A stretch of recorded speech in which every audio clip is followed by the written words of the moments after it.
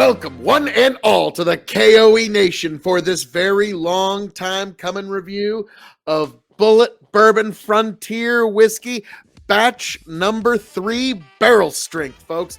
I am your king of extreme, Phil K.O.E., the man of the hour, the man with the power, the man that makes the other podcast cower.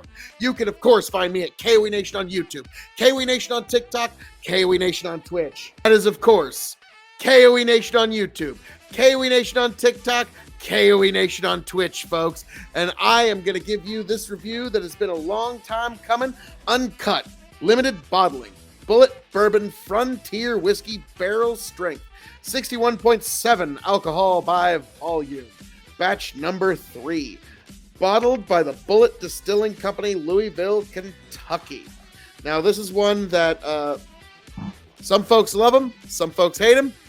Just depending on who you are is what your opinion on Bulleit is. But I found actually the story of the Bulleit Distillery right here. So on comes the glasses of extreme, folks. Yes, you get the glasses of extreme. So let me pour this, let it sit in the glass. The last time I got into this whiskey was for the Bulleit line review about 2-3 years ago. And then Tony got into a little bit of this in a card game. I let a few other friends try it, and that was the last time we really ever had anybody get into it. So, all right, let's let that sit for a moment while we get into the story of Bulleit. Starting at the beginning, there was Augustus Bulleit, a tavern keeper in the 1830s in Louisville, Kentucky. During that time, he dedicated himself to one goal of creating a uniquely flavored bourbon. After experimenting with a number of variations, he ended up with a bourbon with the character he had wanted. The uniqueness he found came from the high rye content in the mash bill. From then on, Augustus continued to produce bourbon until his disappearance in 1860. Nice. They don't even know how he died. He just kind of disappeared. Well done. One day, while transporting his bourbon on a flat-bottom boat downriver from Kentucky to New Orleans, Augustus vanished. What happened to him after 1860 is still largely unknown. Fast forward over a century, and we have Tom Bulleit, who is the great-grandson of Augustus Bulleit. Tom decided to leave a successful career in the legal profession. He had a dream of reviving the family's old bourbon recipe. It was a big risk to take in his life at the time. It's hard not to think of Jefferson and his, quote, "with great risk comes great reward," end quote, quote. It is said that when he approached his father about starting in the bourbon business using the family recipe, his father told him, quote, "That's between you and your banker," end quote. Well done. That's good. That's good advice. So, Tom started the Bulleit brand in 1987, rather.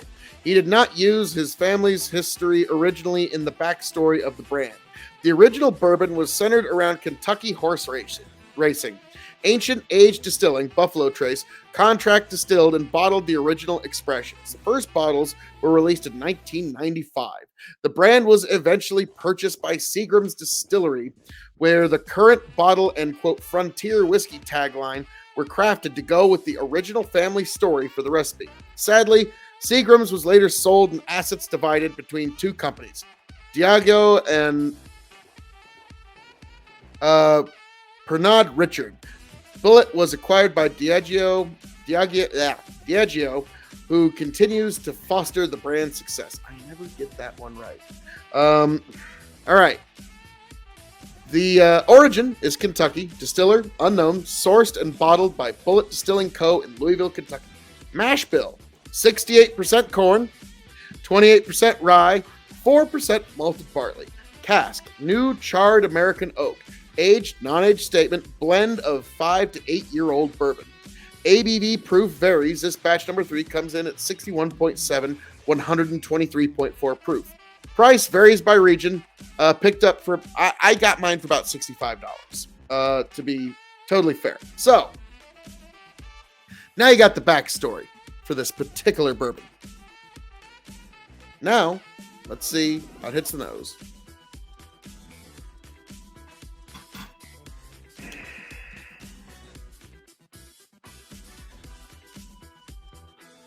There's a copper, a cinnamon,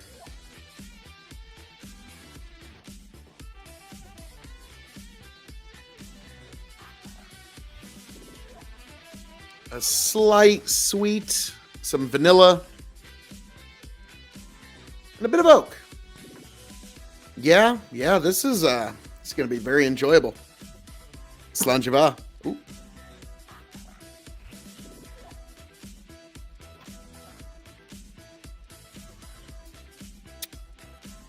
Ooh, that's a little warm. Ooh, that's got some heat to it, folks. Oh my. Hot baking spice, cinnamon pepper,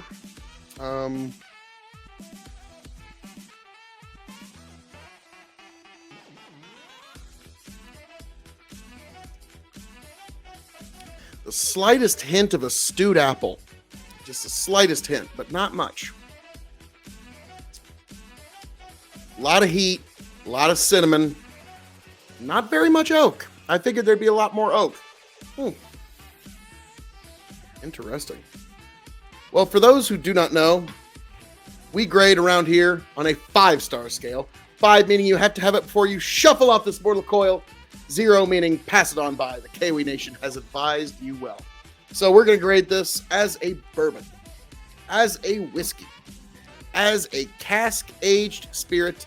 It's shelving. And for those new to the show, secret 5th question. So, as a bourbon,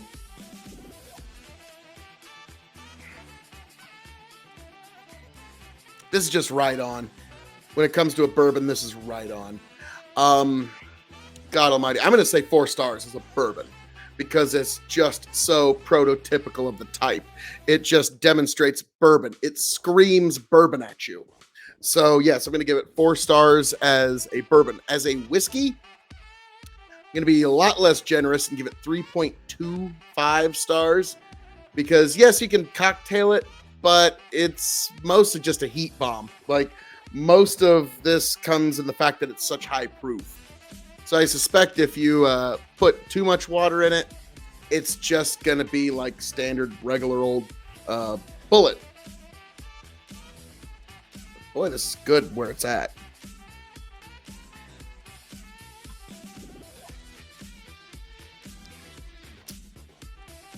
In terms of cask-aged spirit,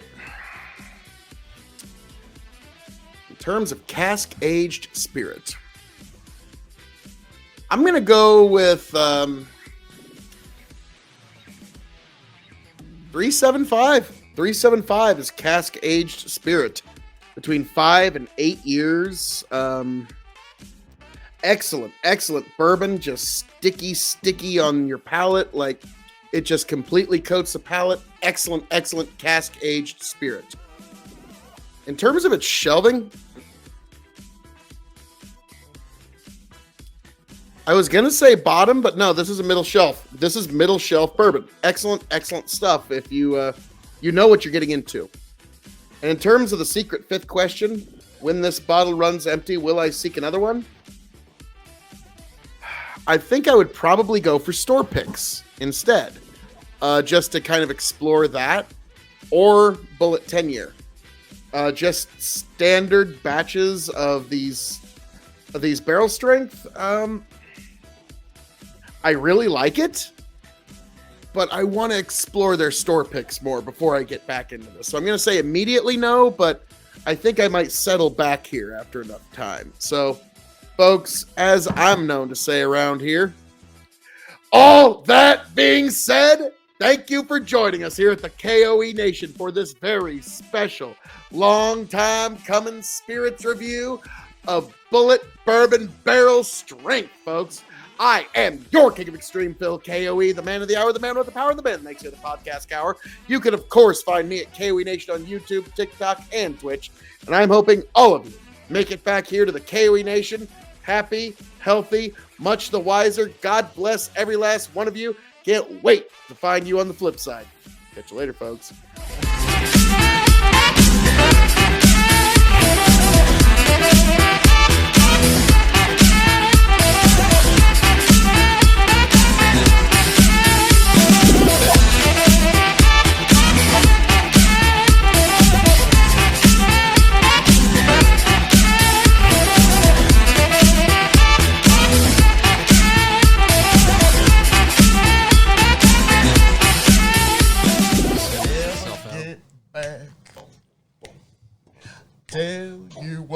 do.